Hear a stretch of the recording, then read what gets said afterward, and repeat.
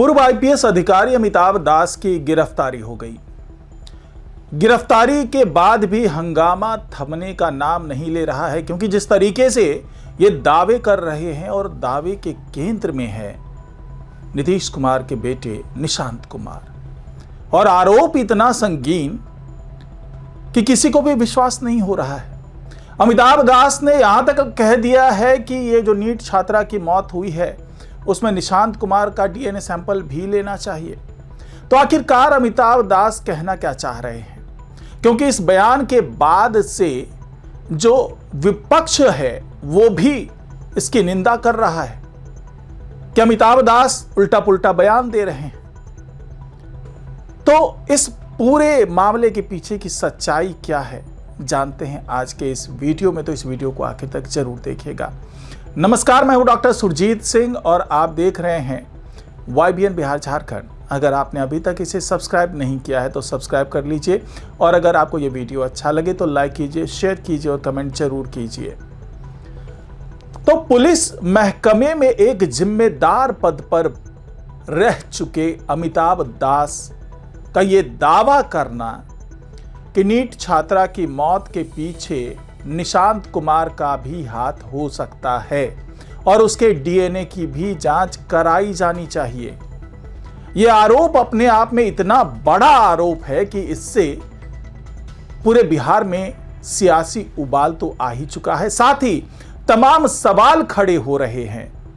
इससे पहले राबड़ी देवी ने भी कहा था विधानसभा में कि किसी मंत्री के बेटे को बचाने की कोशिश कर रही है सरकार। उस पर सम्राट चौधरी ने सीधे सीधे चुनौती दिया था कि आप नाम बताइए, 24 घंटे के अंदर उसकी गिरफ्तारी होगी। लेकिन नाम का खुलासा कुछ भी नहीं हुआ। और अब अमिताभ दास जिस तरीके से आरोप लगा रहे हैं, उस आरोप में कितना दम है, क्योंकि जब पुलिस उन्हें गिरफ्तार करने के लिए पहुंची उसके आवास पर, तो अमिताभ दास ने साफ साफ कहा कि भाई मुझे हो सकता है कि मरवा दिया जाए। और यह सब कुछ निशांत कुमार को बचाने की कोशिश हो रही है। यहां तक दावा किया कि जब पुलिस मुझे पकड़ने आई तो उस दौरान लगातार उन्हें फोन पर इंस्ट्रक्शन मिल रहा था कि निशांत कुमार को बचाना है। तो इस तरह के जो दावे कर रहे हैं अमिताभ दास, उससे सवाल उठने लगे हैं कि आखिरकार ऐसा हो क्यों रहा है। अमिताभ दास ने तो यहां तक कह दिया कि मेरे पास सबूत है, साक्ष्य है, जिसे मैं वक्त आने पर सीबीआई को सौंपूंगा। लेकिन क्या है सबूत, क्या है साक्ष्य, किसी को नहीं बता रहे। पुलिस ने तमाम छानबीन की उनके घर पर, कोई ऐसी चीज नहीं मिली। लेकिन क्या यह दावा जो है उसके पीछे जरा सी भी सच्चाई है, या फिर इस तरह के विवादित बयान देकर के अमिताभ दास सुर्खियों में आना चाह रहे हैं, या फिर वो बदले की कार्रवाई तो नहीं है। क्योंकि 2018 में इसी अमिताभ दास को जबरदस्ती नौकरी से हटाया गया था, वॉलंटरी रिटायरमेंट लेने के लिए बाध्य कर दिया गया था। उस वक्त भी तमाम तरह के आरोप लगे थे अमिताभ दास पर। 2006 में इन पर आरोप लगा था एक युवती के साथ यौन उत्पीड़न करने का। युवती ने साफ साफ आरोप लगाया था कि उनके साथ 8-9 साल तक यौन शोषण किया गया, शादी का झांसा दे करके। वो जब जमुई में तैनात थे अमिताभ दास, उन दिनों की ये बात है। बाद में फिर इस पर आरोप लगा, एक विदेशी महिला ने आरोप लगाया कि ये इनके साथ छेड़छाड़ कर रहे थे जब ये देवघर में पोस्टेड थे। तो कुल मिलाकर के ये तमाम आरोप तो लगते रहे हैं, यौन उत्पीड़न से संबंधित, यौन हिंसा से संबंधित तमाम आरोप लगते रहे हैं।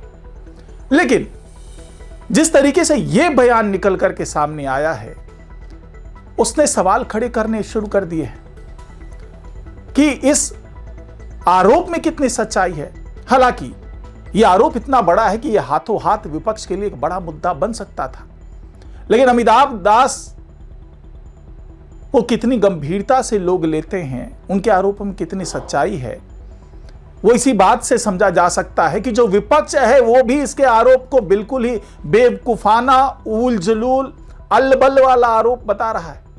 तेज प्रताप यादव, जिनकी मां के ऊपर में नीतीश कुमार ने लड़की वाला बयान दिया था जिसको लेकर के काफी विवाद हुआ था। इसके बावजूद तेज प्रताप यादव ने साफ साफ कहा कि भाई ये अमिताभ दास जो हैं ये अलबल कुछ भी बयान देते हैं।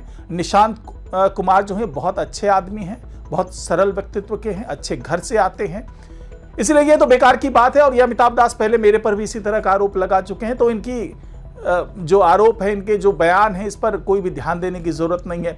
शिवानंद तिवारी बड़े नेता हैं, उन्होंने भी ऐसा ही बयान दिया कि भाई मुझे तो लगता है कि अमिताभ दास की मानसिक स्थिति ठीक नहीं है, मानसिक स्वास्थ्य ठीक नहीं है, इसलिए वो इस तरह से बहकी बहकी बातें कर रहे हैं। तो क्या अमिताभ दास वाकई बहकी बहकी बातें कर रहे हैं, जानबूझ करके उल्टे सीधे आरोप लगा रहे हैं? और वजह सिर्फ ये कि उन्होंने अपनी एक पार्टी भी बनाई है और वो चाहते हैं कि लाइमलाइट में आ जाए, किसी भी तरीके से कोई बयान दे करके लाइमलाइट में आ जाए। इससे पहले भी तमाम हरकतें कर चुके हैं, रिटायर हो चुके हैं, इसके बावजूद वो आधिकारिक जो लेटर हेड है जिस पे कि राष्ट्रीय प्रतीक है उनका पदनाम लिखा हुआ है, उस लेटर हेड का अभी भी इस्तेमाल करते हैं, जबकि रिटायरमेंट के बाद वो इसका इस्तेमाल नहीं कर सकते। और इसी मामले में गिरफ्तारी भी हुई है। और इतना ही नहीं, जब वो ड्यूटी पर भी थे तो वो अपना एसीआर अपने वरीय अधिकारियों से लिखवाना नहीं चाहते थे, क्योंकि उनको ऐसा लगता था कि उनके अलावा जो तमाम पदाधिकारी हैं, जो तमाम वरिष्ठ अधिकारी हैं पुलिस महकमे के, सारे करप्ट हैं। उस वक्त से ही उनके मानसिक स्थिति पर तमाम सवाल खड़े हो रहे थे। यही वजह है कि 2018 में उनको जबरदस्ती रिटायरमेंट दे दिया गया, क्योंकि सीधा सीधा यही बताया गया था कि वो सर्विस करने के लिए फिट नहीं है। तो क्या अपने इसी अपमान का बदला लेना चाहते हैं अमिताभ दास? क्या उन्हें जो जबरदस्ती रिटायरमेंट दिया गया उसे वो खुश नहीं थे?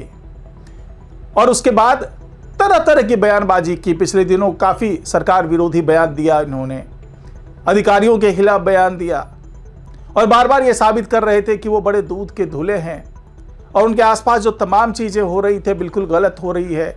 करप्शन हो रहा है, भ्रष्टाचार हो रहा है, गलत तरीके से सारी चीजें हो रही है।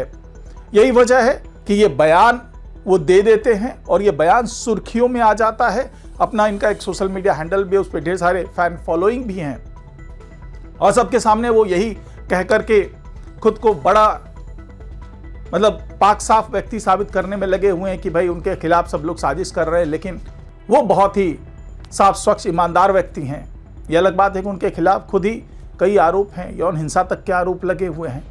लेकिन फिलहाल जिस तरीके से अमिताभ दास की गिरफ्तारी हुई है और उसके बाद से जिस तरीके से बयानों का बाजार गर्म है, जिस तरीके से राजनीतिक गलियारे में चर्चाएं हो रही है, उससे तो यही लगता है कि या तो ये सबूत पेश कर दें या फिर इनके खिलाफ जो मामले बन रहे हैं कि गलत भ्रामक किसी व्यक्ति से जुड़ा हुआ मामला पेश करने का, भ्रामक प्रचार करने का, भ्रामक अफवाह फैलाने का, किसी व्यक्ति के मानहानि करने का, ये तमाम धाराएं लगेंगी और फिर इनको सफाई देनी होगी कि आखिरकार ये जो बयान दे रहे हैं निशांत कुमार को लेकर के, उसके पीछे आधार क्या है, उनके पास सबूत क्या है, उनके पास साक्ष्य क्या है।